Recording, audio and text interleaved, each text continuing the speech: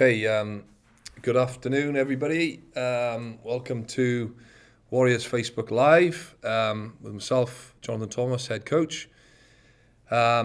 Just first and foremost, before we get into the questions, I just wanted to wish everybody well. I know it's been a tough time for everybody concerned over the last 12 months. I think the big thing for me, one of the big reasons for coming back to Worcester, for me, was the close affinity that I had with the supporters when I was here as a player, and such a passionate club.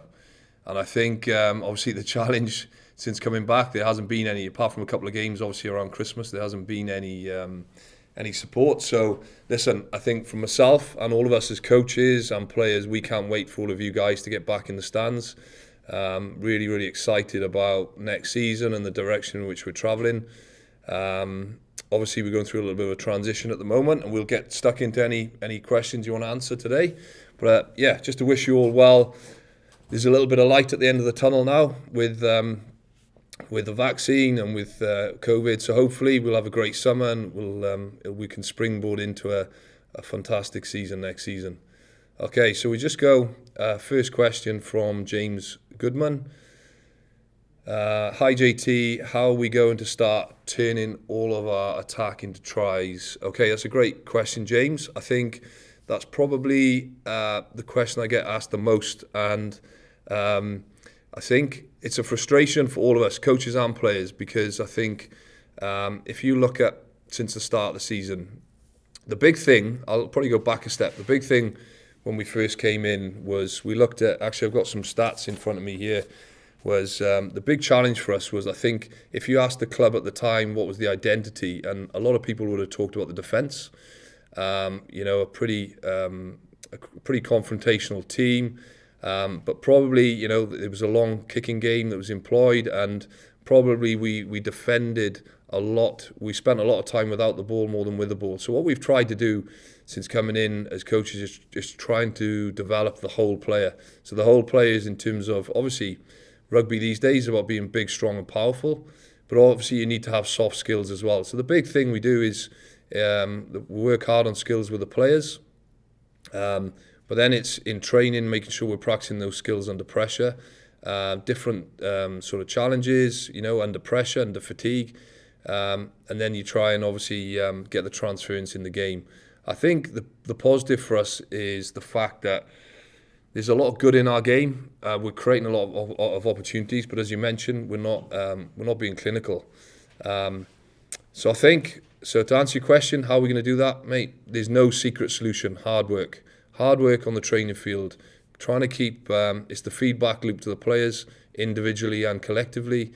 Working hard on aspects of their individual skills, putting them under pressure, putting them under fatigue.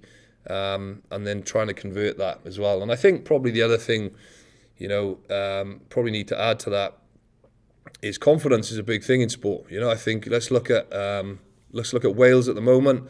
Wales are on for a Grand Slam this week. You look back to the autumn, and there was they weren't winning games. They were under pressure. They weren't scoring tries, and I think obviously they win that first game against Ireland, and obviously they get their monkey off the back a little bit, and now they're obviously a confident team and they're in fine form. So I think you can't underestimate also what just getting across the line and winning can do for the confidence of the players. Don't forget we've got a lot of young players who we're exposing to at the moment at this level, in some key positions as well, and they're doing really well.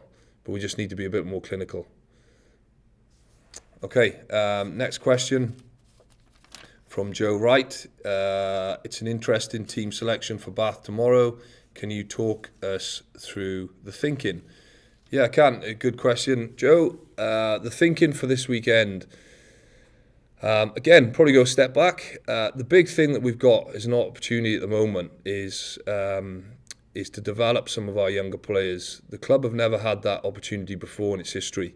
Obviously, there was that opportunity a little bit last season when the Saracens thing happened. So what we've done as coaches since we've come in is we want to take the long-term approach. I think what we can't hide away from, we're really proud of this club. All of us as players, coaches, supporters, we're really proud of the club.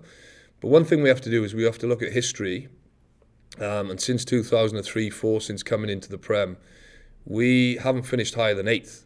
Okay, so when you break that down, you look at it and go, all right, so we've been a competitive Premiership team for a long time.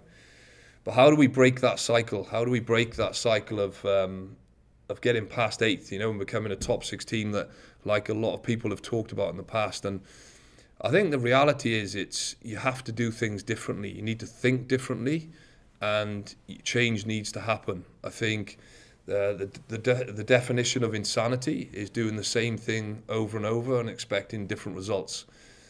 So how are we going to think differently? We need to have really good, honest conversations about recruitment. What does recruitment look like for us? What's the identity of how we want to play the game? What's our vision? What's our ambitions? We need to, how hard can we work these players from a physical point of view, from a conditioning point of view? How can we make this team fulfill its potential? So we have to ask ourselves all of those questions. But then the biggest thing then is putting a program and processes in place where we can deliver that, and I think and give these guys the opportunity to fulfill that. So to bring it back to your question, Joe, what we've got at the moment, there's no doubt the club is in a little bit of transition. We are at the moment, the competition is ring fenced. Now, I'll be honest with you, I'm extremely passionate about winning. I want to win every single game, and there's no one more frustrated than myself at the moment that we're not winning games. But what you can't do as a head coach is lose sight and lose the opportunity of the big picture. And the big picture is we've got some unbelievably exciting 18 to 24-year-olds in this club. Now, what you have to do with those players, you have to give those guys opportunities. Those guys only get better with being given the opportunity to play. And sometimes you've got to give them the opportunity to fail as well, because that's an important part of learning and as part of growth. So where we're at the moment is we've gone with a group for the last sort of block of games where they've really emptied the tank in every game. If you look at the Bristol game at home, all the KPIs, all the physical stats we look at, all the GPS, it probably shows that was a huge game. As tough as any game that they'll play in all season. And then we go to London Irish and we have 70% possession. Something that, as speaking to Thomas Tench in the analysis department, the club have not had it in its history. 70% possession in the game. Again, which takes its toll. So where we're at the moment is the group. There's a group of players that are pretty tired, pretty bruised and battered for all the effort they've been putting in. And there's also a young group that have been training unbelievably well, that are full of energy, really hungry to play and to do well for the club. So when we look at it as a head coach, it's the perfect game for these players. We would not play these players if we didn't genuinely think that they could compete and do well and win this game. So it's obviously going to be tough. I don't think we've won at the Rec. It's certainly not in our recent history. It's always a tough game against what is a big, powerful team. But I believe in our young players. I really believe in them, and I believe that they can go there and they can represent the club with pride. And it's a great opportunity for them, And then obviously it gives the other guys, some of the older guys, an opportunity to revitalise and refresh and be ready for potentially the following week. Next question, Kieran Beaumont. How good a player do you think Finn Smith is going to be? That's a good question. So again, probably the thing I failed to mention on my last question was the exciting thing about this team, our team that we've selected, 15 EQP players in the starting lineup, and in the total squad, 12 homegrown players. So it's really exciting. Obviously, one of those talented homegrown players is Finn Smith. Finn has a great opportunity. Finn's obviously been in our programme since the summer. He's come through the academy at the club. Highly rated in England age group levels, has obviously been part of England 20s. But the big thing that's probably impressed me with Finn, and I played with Dan Bigger when he came through at 18 years old at the Ospreys. And what you find sometimes with young players is they mature beyond their years. And I think in a pivotal position like 10, you have to have good leadership, good communication skills, and be able to drive the team around the field and boss the team. And what's impressed us with Finn, even though he's young, he's inexperienced.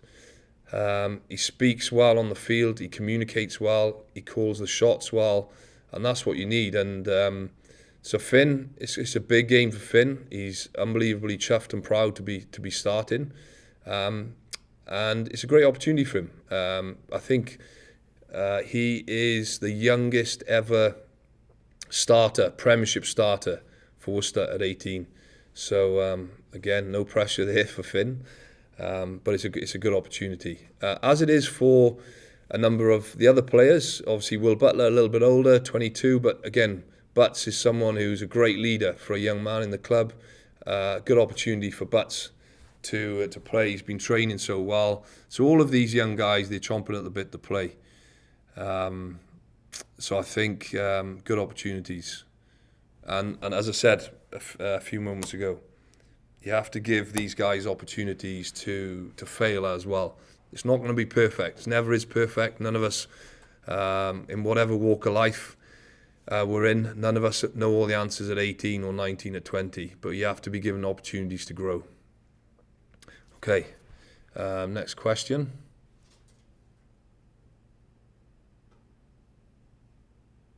Okay, we're just waiting in here.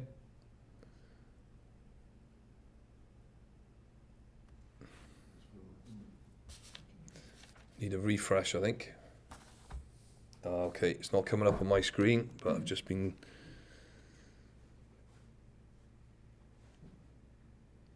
Adrian Snellgrove, any chance of a game? Well, we're struggling we're struggling at tight head at the moment. So if you can play tight head, Adrian Snellgrove, then give us a shout. You'd need a COVID test, obviously, before you come down, but get in touch. Dave Young, every player should be paid on wins.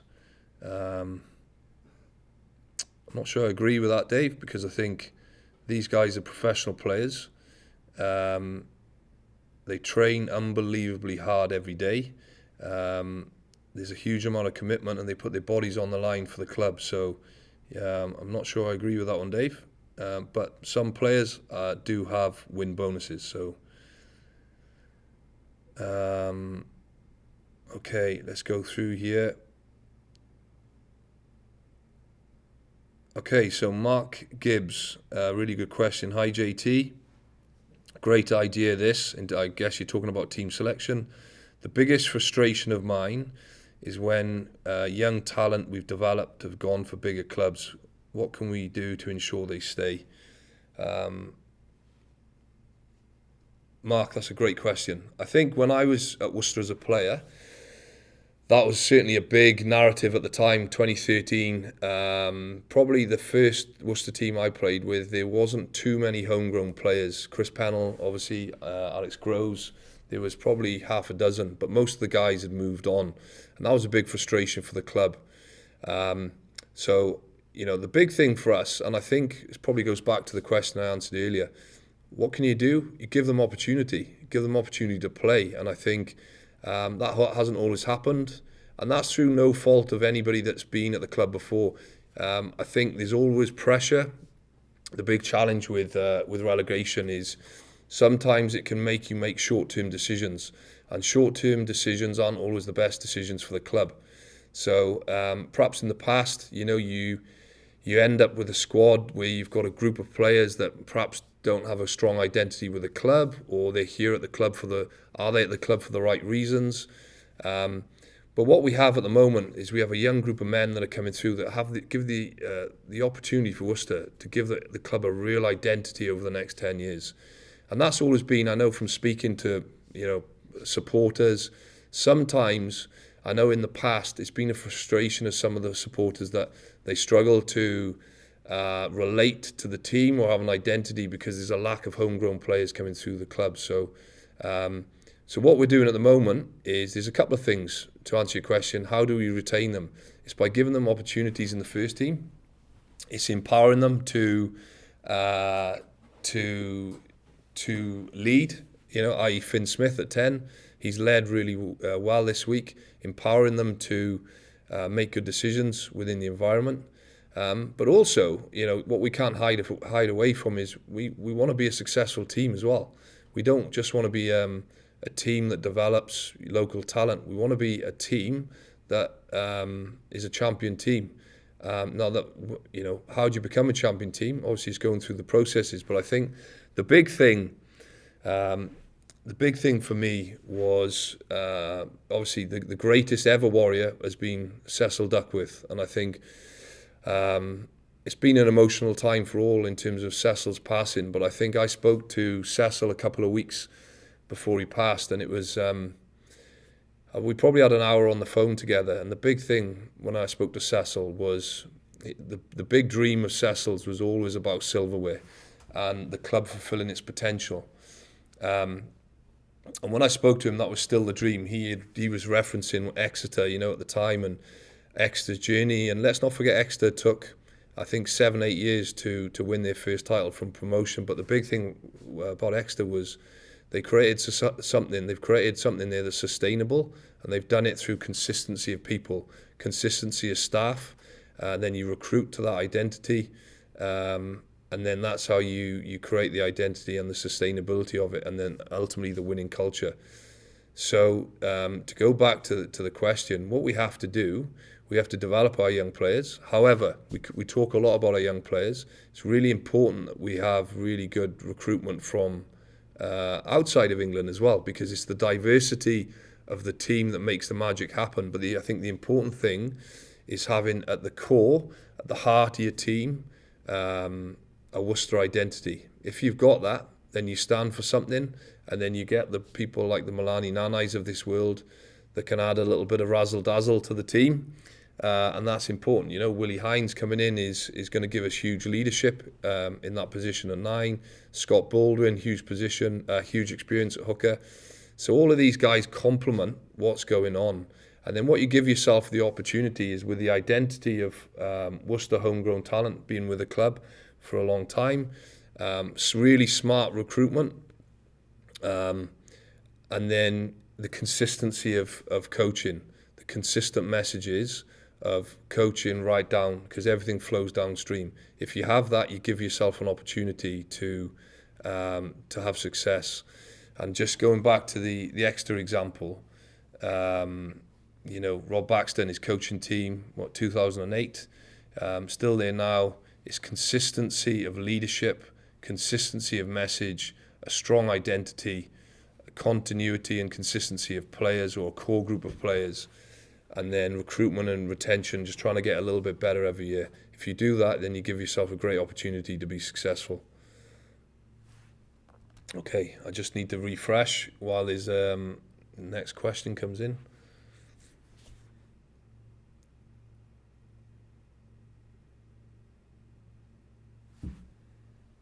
Okay. Sorry, this is glitching a little bit. Okay, good question from William Pelicans Davis. JT, have you got your eye on any championship players coming through to play Premiership? Most definitely. So going back to the point I made earlier, is we need to think differently, and we need to think about it differently around our recruitment. We can't continue to do the things that we've done in the past, otherwise we'll end up with the same results. So 100% the Championship is a great league to look at, because the reason why some players end up in the Championship is because they've taken an unconventional route, or they're late developers, or they've bombed out of an academy somewhere through whatever reason. But the reality is everybody matures, especially in a sport like rugby. People mature later than others. So a great example of that, William, is we've just signed a guy called Kyle Hatherall from Jersey. So that's part of the recruitment we've done since the summer. We've been looking really closely at Championship. Now, obviously, there hasn't been a huge amount of Championship going on. It's most recently started, but we've gone back and looked at last season. And Kyle is a guy that we've just signed that some of you might not know much about, but he's unbelievably exciting prospect. He's someone that he's obviously South African, but he's a big physical, athletic guy, and we've done the way recruitment is done at the moment is through Zoom, which is a little bit unconventional, and we've done a few Zoom calls with Kyle and just been really impressed with firstly what we've seen, but then in terms of his mindset, his growth mindset, his desire to be the best, and we've also done our due diligence in terms of speaking to people that have coached him and his South African connections, and we're really excited about Kyle. Kyle joins us on April the 1st, and he's a player that you guys are going to be excited to watch, I'm sure. But no, the Champs are a great league for us to look at, definitely. I think first and foremost, it's you're making sure your homegrown talent is coming through. You would never bring someone into if you've got a quality guy coming through at 18 like Finn Smith, then you're not going to bring in someone to stop that development. But if there are gaps in your depth chart, then you definitely look at the Championship as a great league.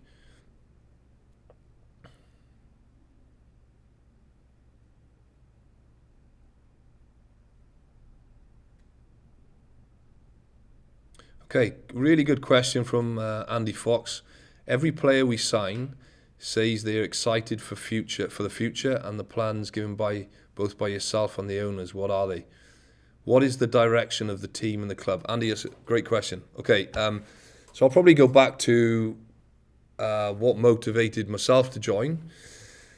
And Alan Solomon spoke to me way back when, and what I did with Solly, he explained obviously the talent coming through and the plans that he had in place.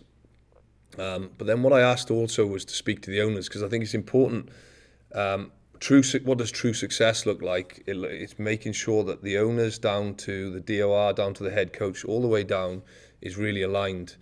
So I spoke to the owners, Colin and Jason, and just really, really excited when I came away from speaking to them about they're infectious, really infectious guys, the two owners. But I think there's two things here. It's the on-field development and what we want to achieve as a club and as a team on-field. But coming away from speaking to Colin and Jason, they've really, really exciting plans for the development of Sixways. And because ultimately what we want to be is a part of the club's mission statement is to be consistently a top 6 sustainable club. So, especially during a time through COVID, all clubs are losing money. But even before COVID, professional sport isn't great for businessmen. So what you have to do, you have to make sure that you've got other, lines of income. And I think part of that is the exciting plans for the development of Sixways that the owners have got. But the other thing, that's something I'm sure that they'll speak about at another time. But probably the other thing then, speaking to the owners, was they're really passionate about the team. And I can't speak highly enough of the owners for the support they've given me. What we're going through at the moment is a really challenging season because of the transition. So what you need during those times is support and to be able to put things in place. So some of the challenges that we're facing, I think there's a little bit of an unwritten rule in coaching that it usually takes you 2 pre-seasons in terms of recruitment and retention, and to get all your coaching in place for you to be able to become the team that you want to become. Now, since we've come in, we've had no pre-season. Obviously, I've been in this position in terms of the head coaching position for 2 months. So there's, and we're in the middle of a season. So there's real challenges there that we're facing in terms of the short term. What we're trying to work on in the short term is make this team competitive and to win games. That's what we want to do. But underneath the surface is all the things I said earlier. It's making sure that we're fit for purpose in terms of our conditioning. We keep pushing that to the next level. Our recruitment, retention, and all the things that we're putting in place in terms of the consistency of the coaching staff. Really happy with the coaching staff we've got now. And that what that needs is a little bit of time to gel. You look at go back to the Exeter example.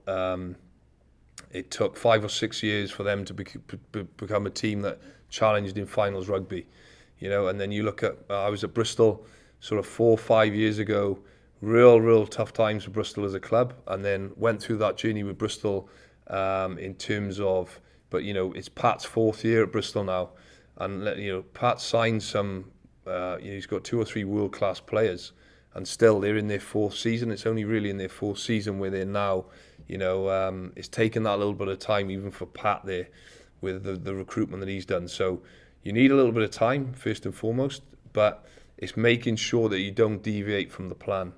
But I hope that answers the question. But I think the whole thing is based on consistency of coaching, consistency of messages, making sure the Warriors' identity is a strong identity. So when we look back in 5-10 years, we can really go, right, I know what that team's about. I know how that team plays. I know, the group of young players that we've talked about still at the club, and that's where the magic happens then. Keeping all those guys together, the consistency and the chemistry. I think there's a good quote, all great teams of consistency and chemistry. And I think that's something where you can, what does success look like? You can talk about a lot of different things, but really it's the consistency of everything that you do, your training habits, your training intensities, how you live your life, the consistency of your engagement with the supporters, consistency of getting out to the your feeder clubs, engaging with the community, all those things is so important. And then obviously it's the chemistry of the team.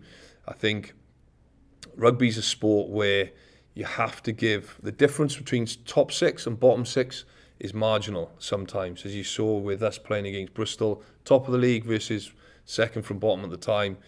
Not much between those two teams, but there's fine margins, and I think the biggest thing is, I'm sure we can all relate to this, whether you're in a sports team or in a business or your job of work.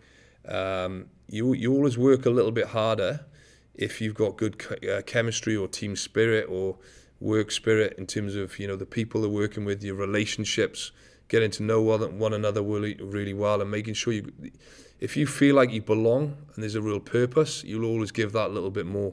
So, I think the way we construct our week at the moment is, and again, it's challenging with COVID.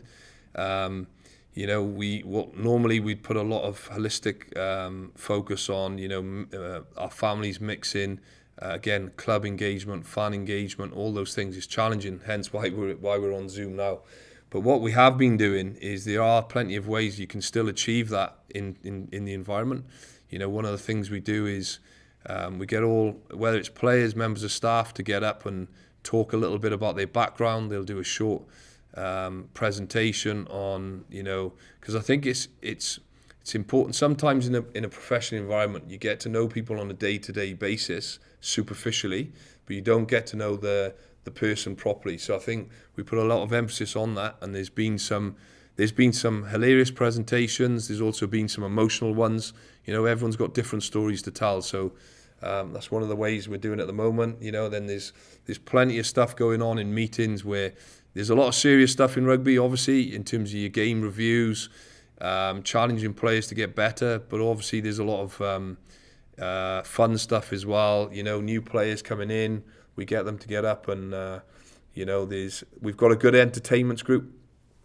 So there's plenty going on where there's a lot of enjoyment. I think the enjoyment and the fun factor is important in professional teams, because again, you don't want it just to be a place of work where you come in every day just to tick a box. It's all about making sure it's playing for that little bit of a higher purpose. It means more. It means more when you're playing for your mates, and that's what we need to become. All right, let's go. Next one.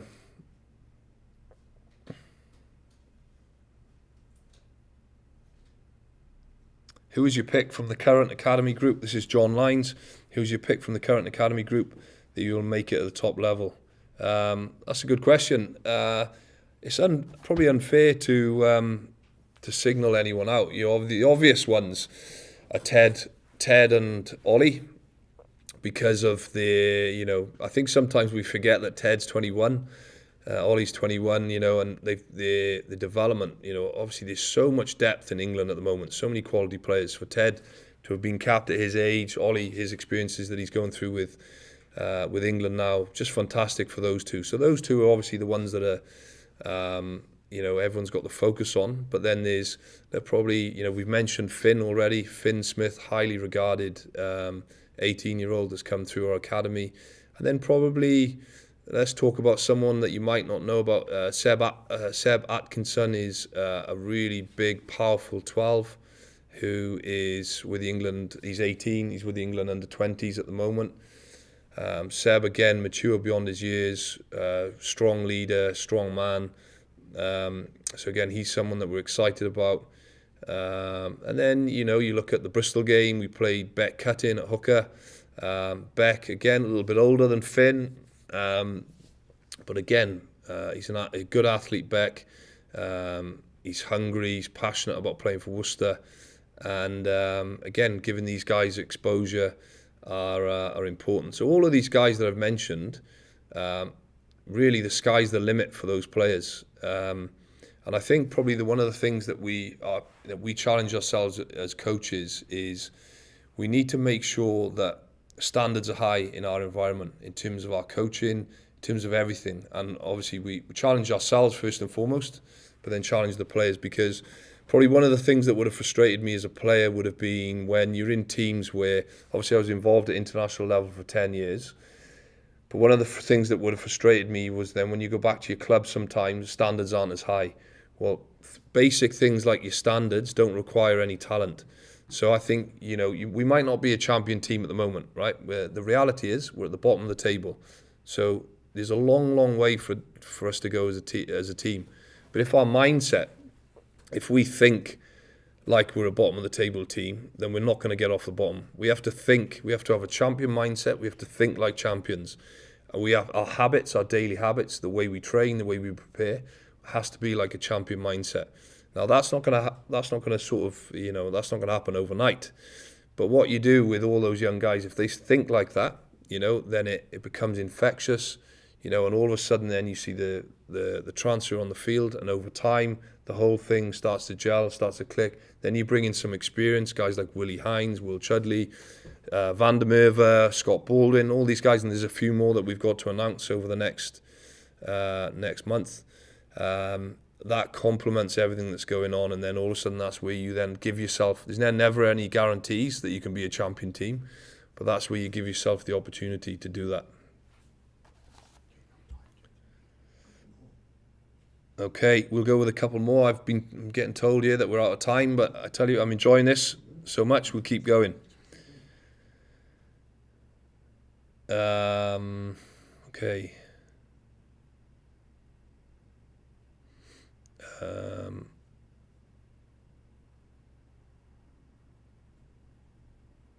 Okay, I'm getting a lot of is watching questions.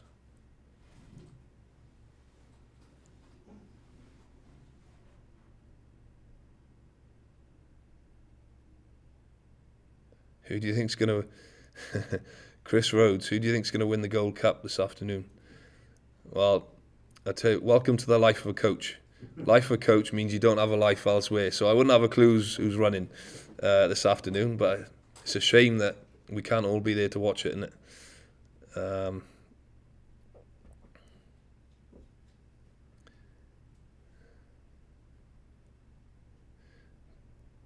Benedict Crab.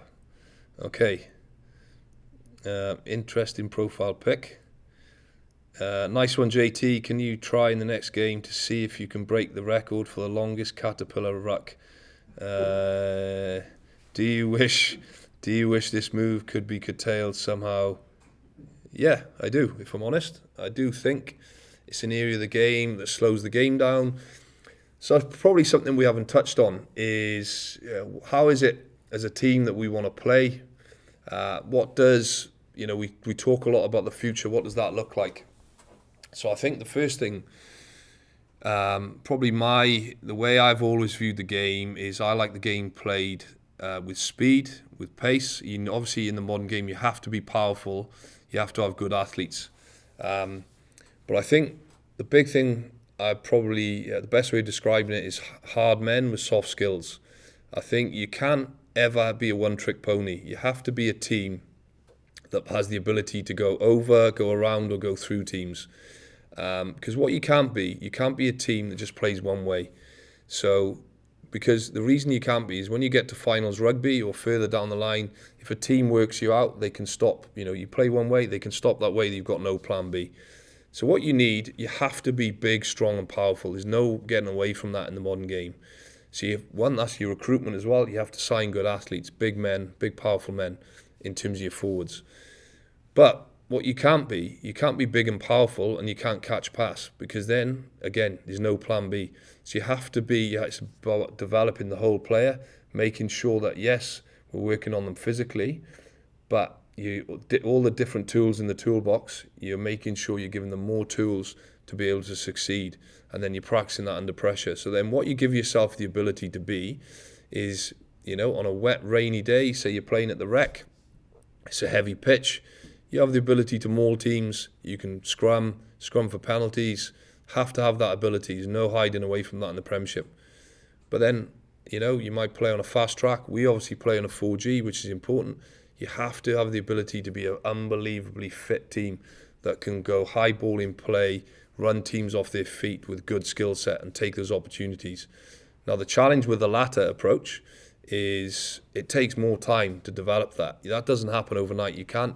Players that have got ingrained habits, you can't just in 2 months go, right, all of a sudden now he's got great catch pass. That takes time. So it's the ability to develop the individual, and then that gives the ability for the team to be able to play with diversity. But I think the big way I want our team to grow and develop, I know over the last couple of years, there's been a lot of kicking in this team. And I think one of the things I'm proud about at the moment is I think we're second in the league for kicks retained. What I saw probably 12 months ago was a lot of long kicking, some aimless kicking, and we were just defending all the time, and nobody wants to do that. Me as a player, if you said to me, I'm playing a team that's just going to defend, then that wouldn't inspire me. I want to be in a team that defends bloody well, but a team that attacks well, and has got good skill set. So, our kicks retained, I think we're second in the league for that. 60% of the game is unstructured. So there's no point of spending 90% of our training week practicing lineouts and starter plays when 60% of the game is played from unstructured. And I think another stat, without wanting to bore you with stats, we've scored the most tries in the league, even though we're bottom of the league. Some context is we've scored most of the tries from counter-attack, So there's green shoots in our game where we are getting better, and whilst that strong identity of defence that the team have had over the last couple of years, our defence stats, again, are improving. They've improved from where they were last year. So it's the ability to retain what the club have done well over the last couple of years, but then try and take it to the next level. So that's important.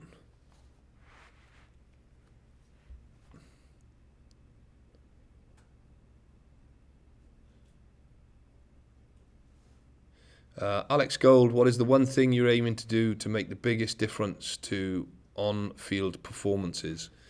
I think our on-field performances are getting better. Now, there's context to what I've just said there.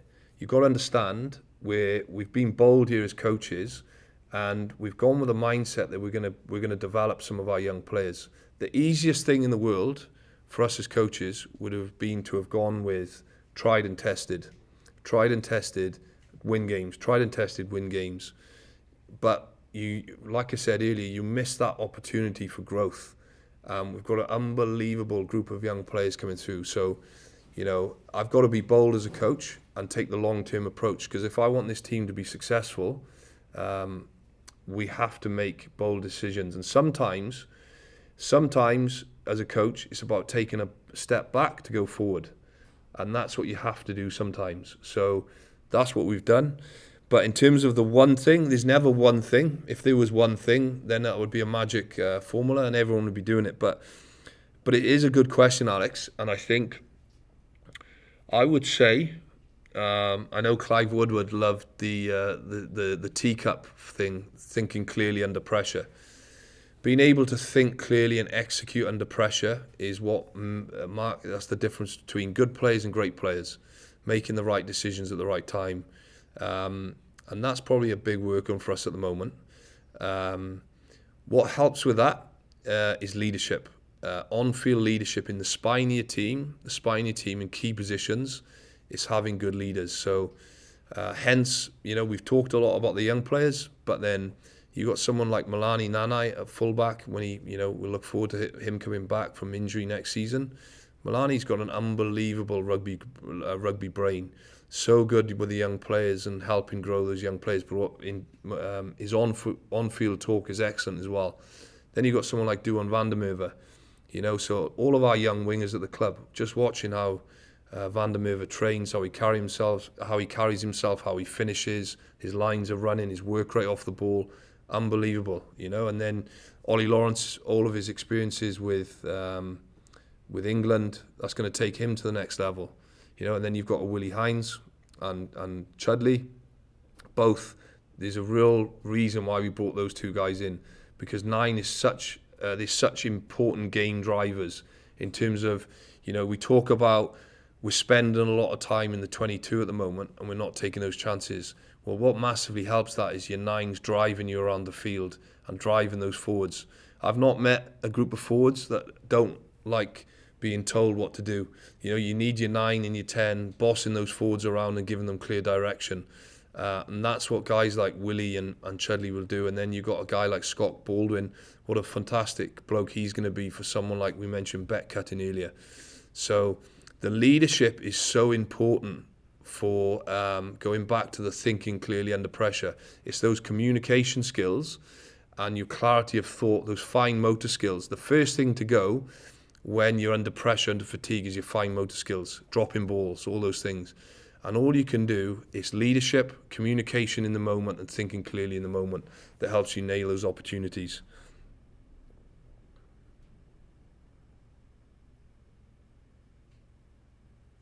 Okay, we'll go to the last couple of questions.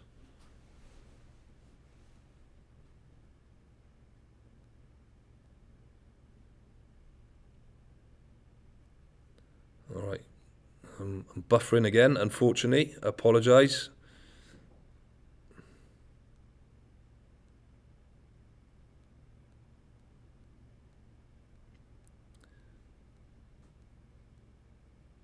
Right, okay. Jason Whittingham, our owner. Nice, Jason. Thanks for logging in. You once made the point about what makes a good international player consistently good at the basics. What are the key basics that you work on as a group of coaches? Okay, it's really good. I've been fortunate. It's a really good question, actually. I think the danger sometimes as a coach is you can try and reinvent the wheel, or you can overthink the game. The game for me is about doing the simple things well. And why do I think that? I've probably been my mind and my experiences have given me sort of really good reference points for what success and what champion teams look like. I was fortunate as a 20-year-old to be coached by Steve Hansen for 3 years. Steve Hansen, obviously one of the best coaches in the world with the All Blacks. And the big thing that really made an impression on me as a young player was we spent so much time with Steve working on, and I was a forward obviously, on lines of running, holding our feet, making sure the timing of our run, our catch pass. We would spend hours catch pass, improving the basics of the game. And obviously it's position specific, isn't it? You like your wingers, high ball practice. I think Lee Halfpenny is a really good example of. Lee had a lot of rejection at a young age. He was one of the academies in Wales. He was booted out of because they said he didn't have a point of difference because he was small. And then Lee is someone that just went away and just had this unbelievable hunger and desire and practiced so much after training. He spent time and time again, hours practicing high balls, his tackle technique because he was small, making sure he got his feet in close, and then obviously his goal kicking. And then Lee has become, against all adversity at a young age, he's become a British Lion and someone that's done unbelievably well in the game. So it's a good lesson to young players that you don't need to reinvent the wheel to be a great player. You just need to do the simple things well consistently. So what are the simple things? It's catch pass. You can't.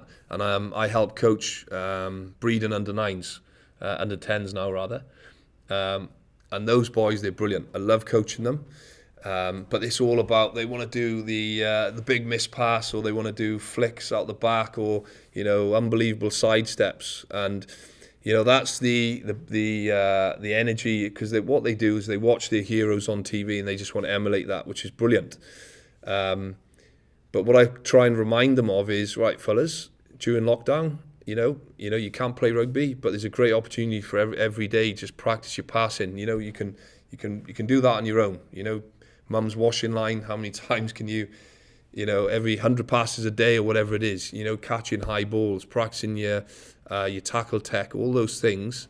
There's loads of stuff you can do. If you can do the basics well in the game, you give yourself a great opportunity to play any style of game, and that's the important thing.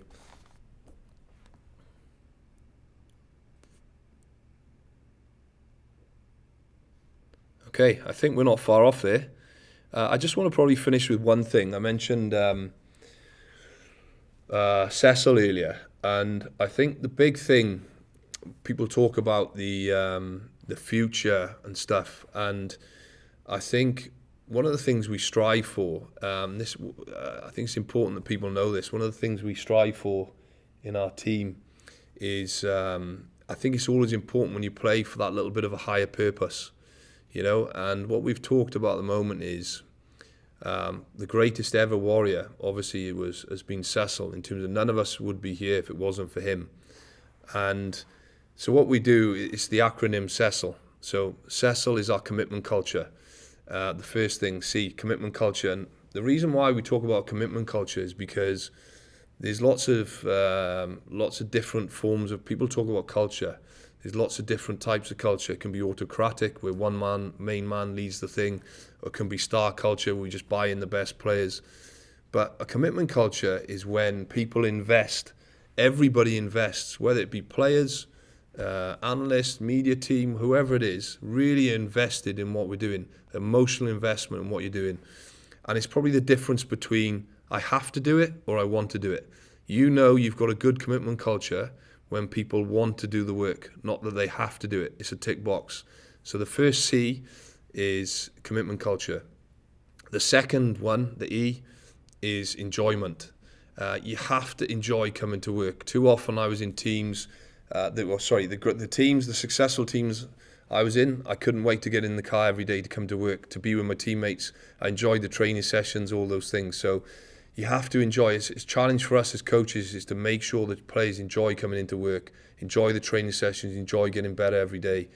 The third letter, the C, is the thing that we're striving for is consistency in chemistry. The consistency of daily habits, being the best that we can be, all the things that don't require talent. And then the chemistry, obviously, of the group. You give that little bit more when you're tight, when you work hard for your teammates. And you can only do that. Trust takes time. And the more we can expose ourselves to being good teammates, getting to know one another, it brings you to that next level. And then the I of Cecil is to inspire. The big thing that we can't, that's probably ties in with my game philosophy. I don't want to be someone that just spends, I don't want our supporters to turn up every week and just watch us kicking the leather off the ball. That's not going to inspire me if I'm a supporter. So again, it's developing our players so that we can play any style of game. So it inspires our supporters, but also it inspires new supporters to come and watch us. I live on the border between Worcester and Gloucestershire, have done for the last 8 years. So the whole time I was at Bristol, I was commuting from Worcestershire. But I know there's huge rivalry there between Gloucester and Worcester, especially the village that I live in. So it's a challenge for us because Gloucester have got the history. We haven't got the history of Gloucester, but what we can do is we can create something now which inspires people to want to come in. Those young guys, do I want to support Gloucester? Do I want to support Worcester? Yeah, we want to support Worcester because we're really excited about what's going on. And then the L of the Cecil is the legacy. What ultimately my job is to leave a legacy. As I said right at the start, we've never finished above 8th. Now, that's not good enough for this club. This club deserves to be and wants to be, and the fans certainly deserve to be watching Champions Cup rugby and watching a top 6 team. And the reason why we reference top 6 is 2 things. It gives you the ability to play in the Champions Cup, but also if you're a top 6 team, the difference between 6th and 4th is probably a couple of points. So if you're consistently a top 6 team, then you give yourself the ability to be 4th, 3rd, 2nd, which means you can play in finals rugby, and it gives you the ability to win silverware. There's no point me sitting here and saying we're going to win the league in 2 years, because I know there's a process in place that we need to go through to get to that point. But obviously, what we're all here for is to win silverware. That's what we're all passionate about. We want to win games, but we have to go through that process. So I think just bringing it back to that higher purpose of Cecil's vision, it's fulfilling and honouring his memory, everything that he wanted. It's making sure that we've got a duty to do that. And if we can leave a positive legacy, I'm not going to be here forever, nor the players. And I always remember Steve Hansen saying to one of the first conversations he had with us as young players, I was 20 years old, Steve Hansen's first 6 Nations, Wales won the wooden spoon. I came in just after that, and he had a real job in his hands there. And it took him a couple of years. But one of the first things he said was, fellas, in 4, 5, 6 years from now, this team will be successful. And the people that are here right now are all playing a part in that. Now, some of the people, might not be here to see the benefits in 4 or 5 years' time, but everyone plays a part. And when I look at, whether it's whoever it is, the S&C, the team, the medical team, media team, all the business side, the coaching, there's unbelievable hard work going in by everybody, and everyone's playing a part to leave a positive legacy for this club. And that's the important thing. And that's playing for that higher purpose. So that's what we remind the players on a daily basis is Cecil. Commitment, culture, enjoyment, consistency and chemistry are our aim to inspire and then to leave a legacy. Okay, guys, I think I've run over there by quite some time, but I've enjoyed this process. It's a shame that I can't have some engagement back. And again, just to finish, I know it's tough. It's really tough at the moment being a supporter when you're losing every week. No one gets more annoyed than myself with us losing. But the big thing, again, the reason why I came back to Worcester is because I know how passionate the supporters are about this team. And I can assure you, stay with this team. There's big things to come from this team over the next few years. Okay, and your support is really appreciated, and we look forward to welcoming you all back to Sixways next year, and seeing those the gold flags, and getting Sixways bouncing next year. Have some big wins. Cheers, guys. All the best. Stay safe.